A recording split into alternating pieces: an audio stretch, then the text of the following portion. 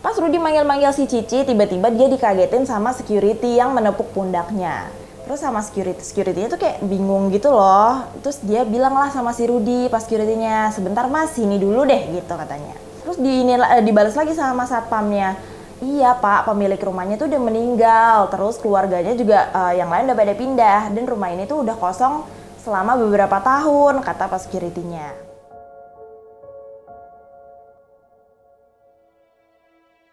Hai Basti, kembali lagi di Horor Gasi bersama aku Ara Ferdian. Kisah horor yang akan aku bawain buat kalian para Basti di episode kali ini adalah cerita horor yang sempat viral di media sosial yang di-share sama akun @catatanyohanchannel di Twitter. Dalam tweetnya ini, orang di balik akun @catatanyohanchannel menyebutkan kalau kisah ini terjadi sama temen satu SMA-nya yang bernama Rudy. Kejadian mistis ini bermula pada saat Rudy mendapatkan tawaran kerja baru di Bali sebagai driver ojek online di daerah Denpasar. Sesampainya di Bali, Rudy nggak langsung bekerja, dia diharuskan untuk menjalankan berbagai tahap tes atau rekrutmen sampai akhirnya dia lolos dan bisa bekerja sebagai driver ojek online. Seminggu berlalu, Rudy masih belum memutuskan untuk bekerja. Dia justru berkeliling Denpasar dulu sembari ngafalin ruas-ruas jalan di sana. Setelah udah hafal dan familiar sama daerah Denpasar, Rudy mulai bekerja dan mengantar salah satu mahasiswa dari universitas di sana. Lanjut setelah itu, Rudy mulai terbiasa dengan pekerjaan barunya itu. Sampai suatu saat, Rudy mendapatkan orderan makanan, di mana orderan tersebut berjumlah sangat banyak.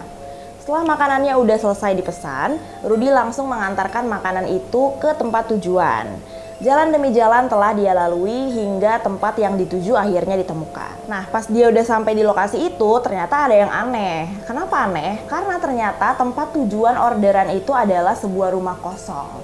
Karena takut ada hal yang gak diinginkan, tanpa basa-basi Rudy langsung putar balik dan ninggalin rumah kosong itu. Dia ngebut dan balik lagi ke kosannya. Nah, sesampainya di kosan, Rudy dengan sukarela memberikan makanan yang tadi dia pesan ke temennya sendiri. Nah, terus temannya itu kan kebingungan ya, dikasih tiba-tiba banyak makanan. Dia nanya lah, "Kok banyak banget, Ruth?" "Iya, barusan dapat orderan fiktif. Masa alamat tujuannya di rumah kosong?" kata Rudy. Akhirnya di hari itu Rudy memutuskan untuk nggak lanjut ambil orderan lagi. Dia ngabisin waktunya untuk tidur dan bermain game di kosannya. Besoknya Rudy kembali bekerja karena ngerasa hatinya ini udah mulai tenang. Sampai sore semua berjalan lancar. Rudy terus aktifin aplikasinya dan terima orderan. Nah, pas azan maghrib dia dapet orderan makanan lagi. Langsunglah dia terima orderannya dan caw ke restoran yang dituju. Setelah makanan selesai dibuat, Rudy berangkat ke tempat tujuan yang dimana dia harus masuk ke daerah perumahan elit. Di perumahan itu banyak banget rumah yang berukuran besar dan megah. Nah, sebelum masuk dia meminta izin terlebih dahulu ke security di pos depan. "Misi Pak, minta izin ya mau nganterin makanan di sana," kata Rudy. "Oh baik Mas, sampean langsung aja ke sana," kata bapak security-nya. Langsung jalan lah tuh si Rudy, lanjut jalan. Alamat tujuan udah ketemu, dia turun dan motornya diparkirin. Terus kemudian dia manggil-manggil orang yang ada di dalam rumah itu. Karena nggak ada jawaban, akhirnya Rudy ngeliat ke sekeliling sambil mencari bel. Karena rumah sebesar itu nggak mungkin dong kedengeran kalau cuma manggil dari luar aja. Rudy juga sempat ngehubungin orang tersebut lewat handphonenya dan akhirnya Rudy nemuin bel rumahnya di pojok deket gerbang. Langsunglah dipencet belnya sama dia sambil mencoba untuk nelpon si customernya itu. Tiba-tiba teleponnya diangkat. "Halo Pak, udah di mana?" kata customernya. "Udah di depan rumahnya Mbak," kata si Rudy. "Oh yaudah Pak, sebentar saya keluar dulu ya," kata customernya. "Oke," kata Rudy kan. Ya udah tuh akhirnya si Rudy nunggu customernya keluar. Gak lama customernya keluar. Ternyata customernya ini adalah wanita cantik sekitar umur 20-an, memakai kaos lengan pendek dan hot pants celana pendek. Tanyalah sama Rudy, "Mbak Cici ya?" dikonfirmasikan. "Iya Mas, ini ya uangnya," kata si customer ini, si Mbak Cici. "Aduh, karena uang ini besar, Rudy ini nggak ada kembaliannya gitu kan. Aduh Mbak, maaf, ada uang kecil nggak? Soalnya saya nggak ada kembalian." Nah, karena uangnya si Mbak Cici ini besar dan Rudy nggak punya kembalian, akhirnya Rudy ini minta lah, "Mbak, ada uang kecil aja nggak? Soalnya saya nggak ada kembalian." gitu. "Oh, ya udah kalau gitu saya ambil uang pas yang dulu ya Mas ke dalam," jawab si Cici kayak gitu tuh kata customernya. Sebelum si Cici kembali, Rudy memberikan makanannya dulu nih agar sekalian dibawa masuk oleh Cici.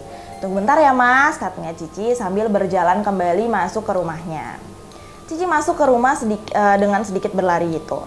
Cici sengaja nggak nutup pintu gerbang rumahnya karena mungkin dipikir bentar doang kali ya. Terus karena pintunya ini kebuka, dibiarin kebuka sama Cici, bisalah kelihatan gitu dari luar dalamnya itu gimana.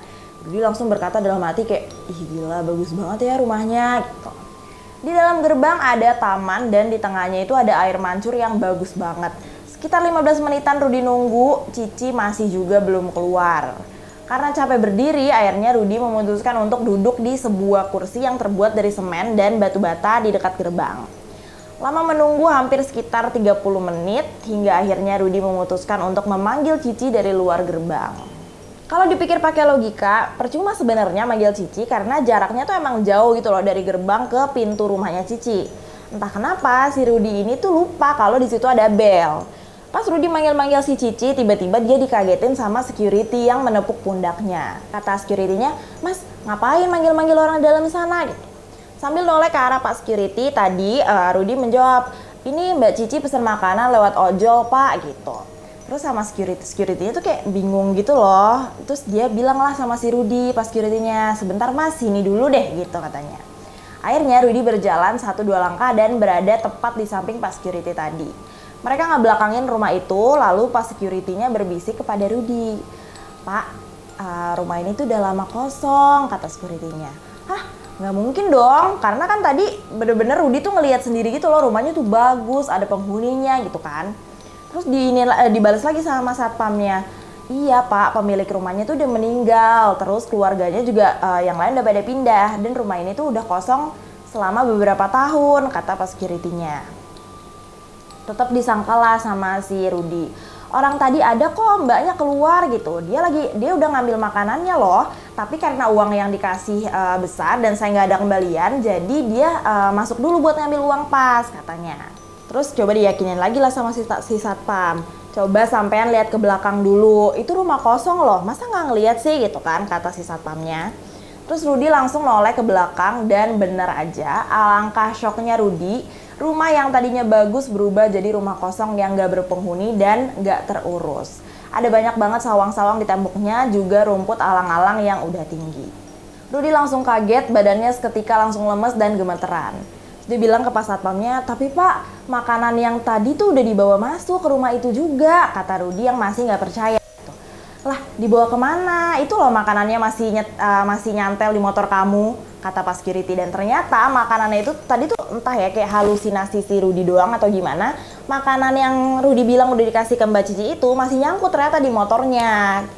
Terus Rudi langsung kebingungan dong, mulutnya gemeteran, dia nanya sama satpamnya, "Lah, terus tadi itu siapa ya pak yang pakai baju, yang pakai kaos dan hot pants yang ngambil makanannya?" "Ah udahlah mas, ayo kita ke pos dulu. Mas tenangin diri dulu, nanti kita omongin lagi," gitu kata pas security-nya. Akhirnya mereka berdua berjalan ke arah pos yang dimaksud. Saat itu Rudi menuntun motornya karena memang jaraknya cuma beberapa langkah aja. Sesampainya di pos, pas security itu memberikan segelas air putih kepada Rudi.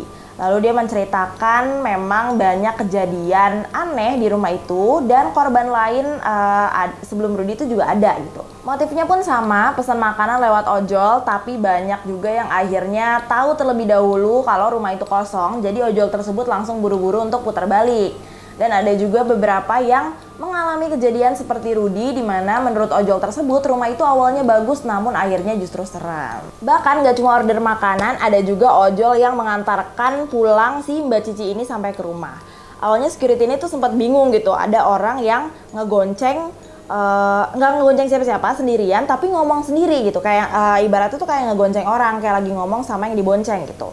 Terus sampai di rumah Cici, orang ini masih ngobrol sambil tangannya nerima uang cash gitu, kata pas security.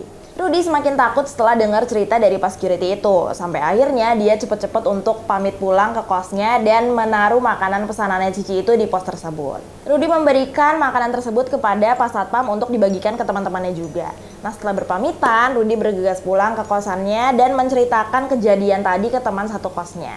Sejak kejadian saat itu, Rudi pun memutuskan untuk menonaktifkan aplikasi driver ojolnya di malam hari. Jadi dia cuma narik tuh dari pagi sampai asar aja. Nah mulai sebelum maghrib sampai malam dia nonaktifin aplikasinya atau dia nggak ngambil orderan lagi. Oke Basti, itu dia tadi kisahnya Rudy, seorang ojol yang diganggu sama orderan fiktif. Ya alhamdulillahnya dia nggak ketemu sosok yang menyeramkan gitu sih ya, kayak cuman diisengin aja tapi nggak ditampakin gitu. Well Basti, kalau kalian punya cerita-cerita horor boleh banget bagi-bagi ke kita, bagi ke aku di kolom komen. Nanti bakal aku ceritain ke para Basti di sini. Terus makasih banyak udah nonton video ini. Jangan lupa untuk like, comment, subscribe, dan turn on post notification biar kalian gak ketinggalan setiap kita upload video baru. See you!